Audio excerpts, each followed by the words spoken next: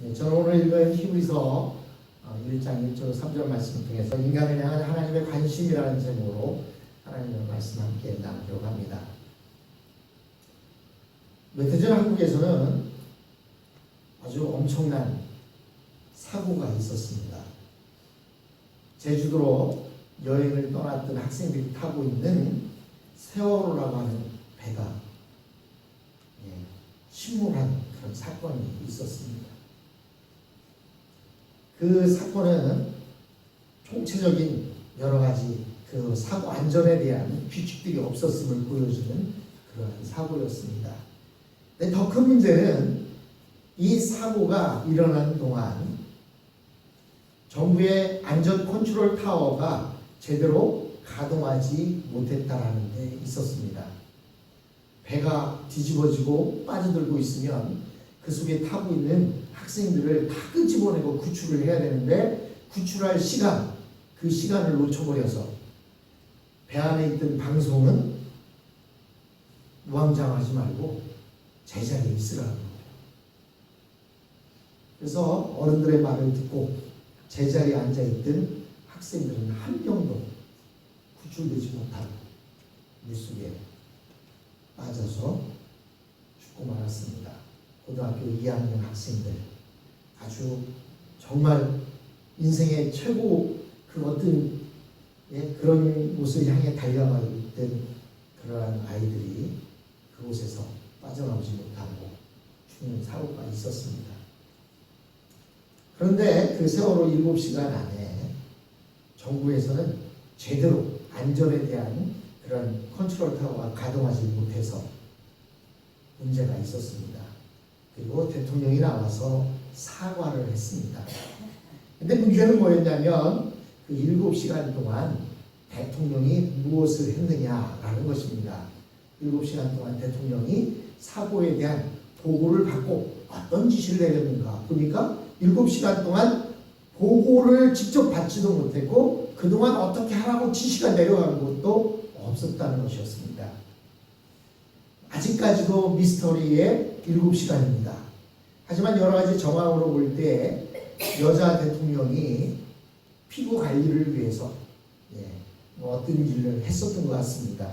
근데 그것을 한 것이 문제가 아니라 그랬다면 내가 한 나라의 대통령으로 내 모습을 관리하는 것도 하나의 일이라서 관리를 하다가 그런 문제가 생겼다고 사과를 하면 되는데 그것을 감추려다 보니까 문제가 되어서 나중에는 탄핵에 이르기까지 되었고 그리고 현재는 여러 가지 정황에 의해서 교도소에 갇혀있는 그런 신세가 되었습니다. 이렇게 대형 사고가 일어날 때에는 가장 높은 사람이 나와서 그런 부분에 대해서 사과를 하기도 하고 어떻게 이것을 수습할 것인가를 이야기하기도 하고 심지어는 작업복을 입고 나가서 그런 부분에 대해서 이렇게 말을 하기도 합니다. 곧 일본에서 올림픽이 열리게 됩니다. 그 올림픽이 후쿠시마 근처에서 열리게 되는데 이 후쿠시마는 어떤 곳이에요? 원전에서 쓰나미에 의해서 원전이 폭발하고 그로 인해서 그곳이 방사능에 이렇게 감염된 지역입니다. 그런데 대통령이 그곳에서 올림픽을 열려고 하다 보니까 후쿠시마산 동물이나 그 과일들, 생물들, 생선들이 안전하다. 그래서 우리나라에 자꾸 수출을 하려고 합니다. 그런데 한국에서는 방사능 수치가 너무 높기 때문에 우리는 그것을 수입할 수가 없다. 그래서 결국은 WTO에 제소가 되어서 결정은 한국이 자기 나라 국민을 위해서 방사능에 오염된 생선을 수입하지 않을 권리가 있다라고 한국에 손을 들어 주었습니다. 하지만 아직도 그 일본의 수상과 일본의 강요들은 한국에게 그 후쿠시마산 생선을 수입할 것을 강요하고 있습니다. 그런데 그 일을 수상이 나서서 그 일에 함께합니다. 왜냐하면 자기네 나라가 안전하다는 것을 홍보해야 올림픽을 제대로 치를 수 있지 않겠습니까? 방사능에 오염됐다 그러면 누가 올림픽 대회에 오겠습니까? 이처럼 일의 경중을 따져서 큰 일일 때에는 높은 자리에 있는 사람이 직접 나와서 브리핑도 하고 사과도 하고 또 그 일을 이렇게 어떤 처리를 하기 위해서 나서는 모습을 보게 됩니다. 바로 그 이야기가 히브리서에 기록되고 있습니다. 히브리서의 전체 주제는 대제사장 예수라는 것입니다. 즉 하나님의 아들이 이 세상에 오셔서 어떻게 하심으로 우리 인간의 죄가 해결되었느냐 라는 것을 설명해 주는 책이 바로 히브리서입니다.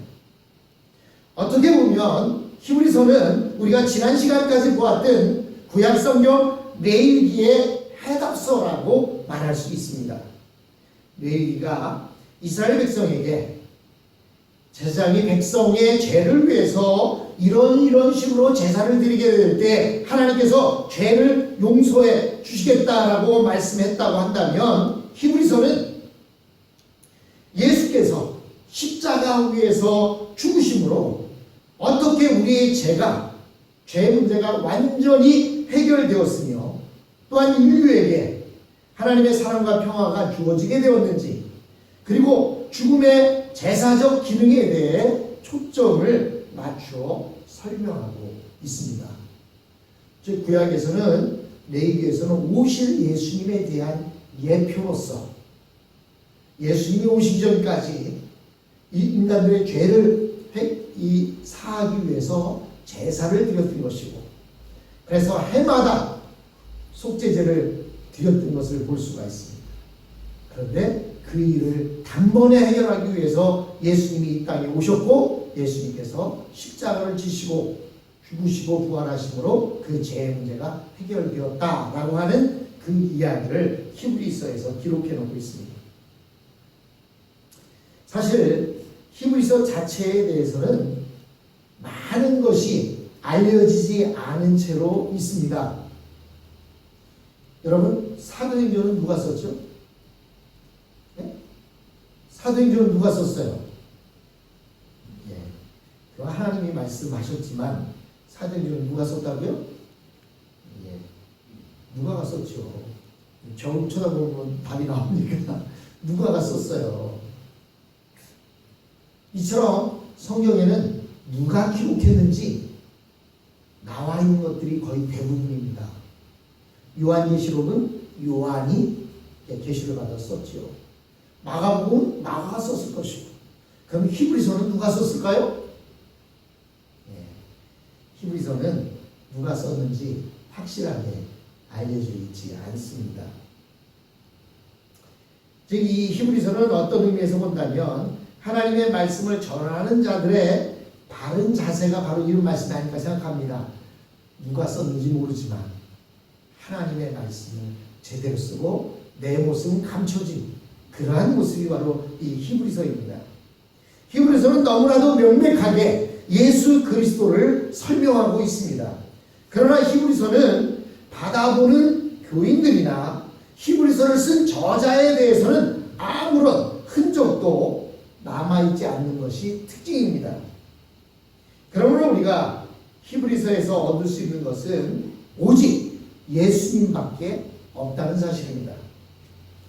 히브리서는 누가 썼다라고 되어 있다면 그 쓴 저자는 어떤 생각을 가지고 있었고 그 저자는 어떤 곳에 살았고 뭐 이런 것들이 나올 텐데, 히브리서는 누가 썼는지 모르고 또 누구에게 보낸 글인지도 모르고 오직 예수 그리스도만이 드러나고 있습니다. 성경학자들은 이 히브리서가 어떤 유대인들에게 보낸 편지로 된 말씀이라는 것을 인정하고 있습니다. 히브리 사람들에게 보낸 편지다, 유대인들에게 보낸 편지다라는 것을 인정합니다. 그리고 그 유대인들이 상당히 구약의 제사와 밀접한 관계를 가진 사람들일 것이다 라고 생각합니다. 왜냐하면 구약의 제사를 모르면 이 히브리서를 읽어도 이해가 안 됩니다. 그래서 저희가 구약성경 레위기를 읽은 뒤에 레위기를 마친 뒤에 곧바로 히브리서를 이렇게 우리가 함께 하는 것은 레위기서를 읽은 자만이 히브리서를 이해할 수 있기 때문입니다. 아마 이 히브리서를 받은 사람들은 모세의 제사법을 중요하게 생각한 것 같고 또한 천사도 중요하게 생각한 것 같습니다. 그러나 그 유대인들이 어디에 사는 유대인들인지 말하지는 않고 있습니다. 또한 어떤 사람들은 예루살렘이나 팔레스타인의 유대인이 일 것이라고 이야기하기도 하고 또 어떤 사람들은 로마 안에 살고 있는 유대인이라고 말하기도 합니다.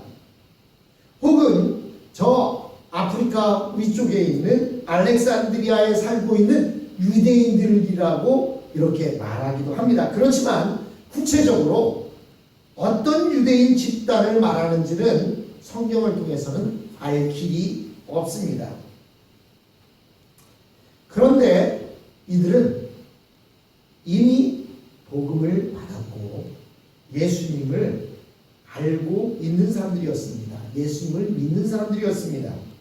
그리고 신앙으로 인해 어느 정도 핍박을 받은 것 같으며 또 이 핍박을 받고 여기서 겁을 먹고 다시 유대교로 돌아가려고 하는 사람들이 있었다는 것을 볼 수가 있습니다. 누군가가 이 글을 받는 사람들 이들에게 고난을 주었고 그 고난이 무서워서 다시 유대교로 돌아가려고 할 때에 이 글을 써서 다시 유대교로 돌아가서는 안 된다는 것을 깨우치는 그 글이 바로 이 히브리서입니다. 제가 어릴 때만 해도요 히브리서 저자를 바울이라고 이렇게 배웠습니다. 주일학교 때나 학교 다닐 때 무슨 성경 공부를 하면 히브리서 저자는 바울 선생님 이렇게 배웠습니다. 아마 우리 중에서도 그렇게 배운 사람들이 있을 거예요. 왜냐하면 이 히브리서가 가진 사상이나 해박한 구약 성경에 대한 지식이 너무나 해박했기 때문에 아마도 바울이 썼을 것이다 생각했습니다. 왜냐하면 바울은 아주 구약에 대해서 정통하게 배웠던 사람이기 때문입니다. 그러나 히브리서 안에서 저자는 자기가 사도가 아니다 라고 이렇게 힘주어 말하고 있습니다. 히브리서 2장 3절에 보면 나는 사도가 아니다 라고 이렇게 밝히고 있습니다. 또한 히브리서에서 사용하는 헬라어가 사도 바울이 사용하는 헬라어와는 좀 다르고 알렉산드리아적인 그러한 색채가 강하다고 보고 있습니다. 그래서 어떤 사람은 그 알렉산드리아에 살던 아볼로나 또는 바나바, 브리스길라 이런 아굴라 이런 사람들 중에 한 사람이 썼을 것이다 라고 이렇게 이야기는 합니다만 그래도 어느 누구도 확실하게 누가 썼다라고 하는 그러한 것은 없습니다. 히브리서 저자는 자기 자신이나 심지어 이 글을 받는 사람들에 대해서도 거의 언급하지 않고 오직 대제사장이신 그리스도만 밝히는데 집중하는 것을 우리는 볼 수가 있습니다.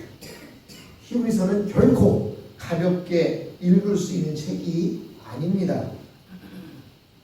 또한 이 히브리서는 여러 개의 논문으로 구성된 아주 수준 높은 책이며 음식으로 치면 아주 단단한 음식에 해당됩니다.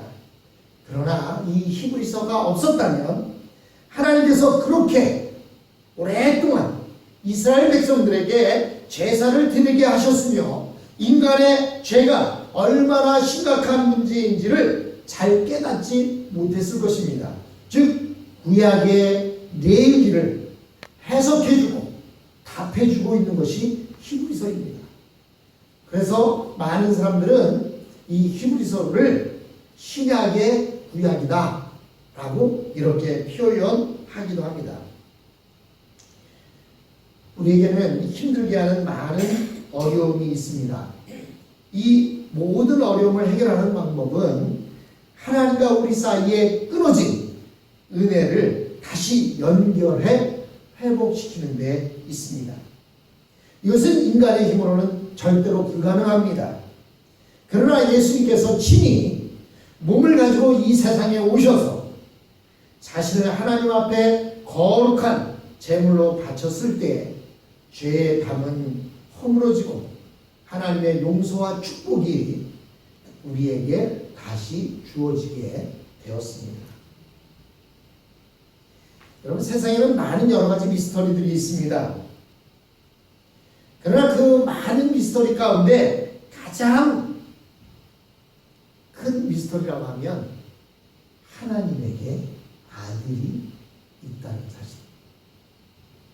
사실 하나님에 대한 지식조차도 많은 인간들에게 감추어져 있었고 오직 이스라엘 백성들에게만 하나님에 대한 지식이 공개되어 있었는데 그 이스라엘 백성들도 하나님의 아들에 대한 하나님에게 아들이 있다는 사실은 감추어진 비밀이었습니다. 그런데 인간이 죄에서 구원을 얻는 데 가장 핵심 역할을 하는 분이 바로 하나님의 아들이었습니다. 하나님께서 인간에게 아들의 존재에 대해 공개하시고 특히 아들을 사람의 모양으로 이 세상에 보내신 것은 인간에 대한 하나님의 최고의 사랑이자 관심의 표현이었습니다. 하나님이 인간을 사랑하시는 것을 무엇을 통해 알 수 있어요? 당신의 아들 예수님을 우리에게 보내셨다는 것입니다. 사람들에게 가장 불쌍하고 고통스러운 일은 다른 사람들로부터 아무 관심의 대상이 되지 못하는 것입니다. 예를 들어 부모님이 늙고 병들었는데 자식들이 전혀 찾아가지도 않고 보살펴 드리지 않을 때 부모님은 자신이 굉장히 무가치하다고 느끼게 됩니다. 어제는 저희 어머니의 생신이었어요. 그래서 어제 저녁에 전화를 드렸습니다. 생신 축하드린다고 전화를 드렸더니 어머니가 막 자랑을 하시는 거예요. 큰딸이 이렇게 노래가 온다고 하고 둘째 딸이 뭐 한다고 하고 막내가 미역 끓여온다고 하고 미역국 끓여온다고 하고. 사실 부모의 입장에서 자녀의 관심을 받는다는 거 그거보다 더 기쁜 일이 어디 있겠습니까? 아무리 많은 사람들이 나에 대해 관심을 가져줘도 자녀가 나에 대해서 관심을 가져주지 않을 때 그것은 행복하다고 말할 수가 없을 것입니다. 사람들은 다른 사람의 사랑과 존경을 받지 못할 때 자신에 대해 높은 인식을 가질 수가 없다고 합니다. 부모에게 사랑을 많이 받지 못한 자는 커서 자기도 남을 사랑할 줄도 모르고 또 남에게 사랑받기도 못한다고 그럽니다. 그러면 왜 부모에게 사랑을 못 받았는데 그러면 커서 다른 사람에게라도 사랑을 받아야지 부모에게도 못 받은 사랑을 또 다른 사람에게도 못 받고 사느냐 이렇게 말하는지 모릅니다. 그런데요, 왜 그러냐면 부모에게 사랑을 못 받아본 사람은 사랑받는 게 뭔지 모른다는 거예요. 사랑하는 게 뭔지 모른다는 거예요. 부모를 통해서 모든 것을 배우는데 부모를 통해서 사랑을 받지 못하다 보니까 남을 사랑할 줄도 모르고 사랑받을 줄도 모르게 된다고 합니다. 그러다 보니까 다른 사람들과 만나서 사랑하는 게 거북해지고 또 사랑을 하지 못하다 보니까 담을 쌓고 살아가게 된다고 합니다. 그런데 우리 인간에게 있어서 가장 무서운 사실은 하나님으로부터 전혀 관심이나 사랑을 받지 못하게 되었다는 것입니다. 오늘 성경 말씀을 보면 하나님은 우리 인간들이 있어서 전혀 무관심하지 않다라는 사실을 말씀하고 있습니다. 하나님은 우리를 사랑 안 하는 것이 아니라 하나님은 우리를 사랑하고 계십니다. 1절에 보십시오. 옛적에 선지자들을 통하여 여러 부분과 여러 모양으로 우리 조상들에게 말씀하신 하나님이 옛적에 즉 구약시대에 선지자들을 통해서 여러 부분 여러 모양으로 우리 조상들에게 누가 말씀했다고요? 하나님이 말씀하셨다. 태초부터 하나님께서는 우리 인간들에게 관심이 있으셔서 그 인간들에게 여러 모양과 여러 부분으로 말씀하셨다는 것입니다. 그런데 인간의 죄가 얼마나 무서운지 그 죄가 하나님과 인간 사이에 모든 관계를 다 끊어놓았습니다. 인간은 하나님의 사랑과 축복이 있어야 아름답게 사는데 죄는 하나님의 사랑과 관심과 모든 축복을 다 끊어버렸습니다. 사실 이거보다 더 큰 대형 사고가 어디 있겠습니까? 대형 사고라는 것이 무엇입니까? 비행기가 추락하거나 배가 침몰하거나 큰 빌딩에 화재가 나서 많은 사람들이 다치거나 죽거나 하는 것을 말합니다. 우리 인간에게 있어서 가장 큰 대형 사고는 하나님으로부터 단절되어서 전혀 하나님의 도우심이 없이 우리 인간의 힘으로 살아야만 한다는 것입니다. 이것이 가장 큰 대형 사고입니다. 미국의 쌍둥이 빌딩이 911에 비행기가 그것에 때려박고 추락함으로 인해서 무너져 수많은 사람이 죽었지만 그거보다 더 큰 대형 사고는 우리 인간이 죄로 인하여 하나님과의 관계가 끊어졌다는 것입니다. 원래 하나님이 만드신 이 세상은 하나님의 은혜와 사랑이 충만하게 공급되는 그러한 세상이었습니다. 그러나 인간이 교만하여 하나님을 대적했을 때 하나님의 은혜와 사랑의 공급이 완전히 끊어지게 되었습니다. 만약 요즘 우리가 사는 이 사회에 어떤 발전소 사고가 터져서 전기 공급이 완전히 끊어지면 어떻게 되겠습니까? 어제 리즈빌 지역에 전기가 나갔었던 것 같아요. 그리고 카트리나 다음에 리타가 우리 지역에 왔을 때 전기가 끊어지니까요.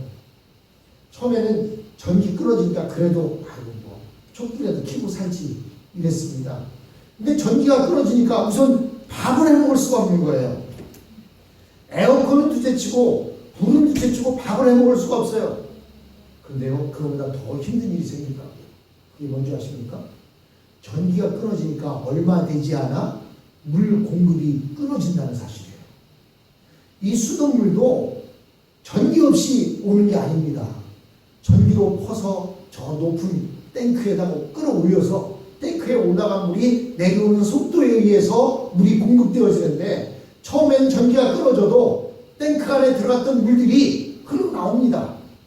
근데요, 얼마가 지나고 나면 그 물이 다 고갈되면 전기로 그것을 끌어올릴 수가 없으니까 물 공급이 끊어져요. 물이 끊어지니까 도저히 못 견디겠더라. 불 없이는 사는데 물 없이는 못 살겠더라. 여러분, 이렇게 사고가 나면 살아가기가 어렵습니다. 힘듭니다. 심지어는 발전소 하나, 전기 하나 끊어줘도 이렇게 어려운데 하나님의 사랑과 하나님의 은혜, 하나님의 축복이 끊어졌다. 이거보다 더 큰 사고는 없습니다. 그런데요, 문제는 우리가 그 사실을 모르고 살아가고 있다는 사실입니다. 우리 인간의 죄의 장벽은 너무나도 두꺼워서 어떠한 하나님의 은혜에도 도달할 수가 없었습니다. 그러나 하나님께서는 인간의 무지와 고집의 장벽을 뚫고 아주 오래 전부터 말씀을 주셨습니다. 여기서 여러 부분과 여러 모양으로 우리 조상들에게 말씀하신 하나님이라는 말씀을 통해 일단 히브리서는 성경에 대해 어느 정도 지식을 가진 유대인을 대상으로 이야기하고 있음을 볼 수가 있습니다. 저도 여러분들에게 제사에 대해서 말씀드리고 구약에 대해서 말씀드릴 때 여러분들이 그렇지, 레위기에는 이런 것들이 있었지, 그래 구약에는 하나님께서 선지자들을 통해서 이렇게 말씀하셨어, 이해가 되지만 성경을 전혀 모르는 사람들에게 제가 여러 부분과 여러 가지로 모양으로 하나님이 말씀하셨다 그러면 무슨 말씀을 하셨어? 모르지 않겠습니까? 지금 히브리서는 구약 성경을 알고 있는 사람들에게 이 말씀을 하고 있는 것을 우리는 이 구절을 통해서도 알 수가 있습니다. 하나님께서는 오직 이스라엘 백성들에게, 또 이스라엘 백성들의 조상들에게만 하나님의 말씀을 주셨습니다. 그것은 엄청난 일이었습니다. 하나님께서 이스라엘 백성들에게 주신 말씀은 인격적인 하나님 자신을 가장 세세하게 가르쳐 주신 것입니다.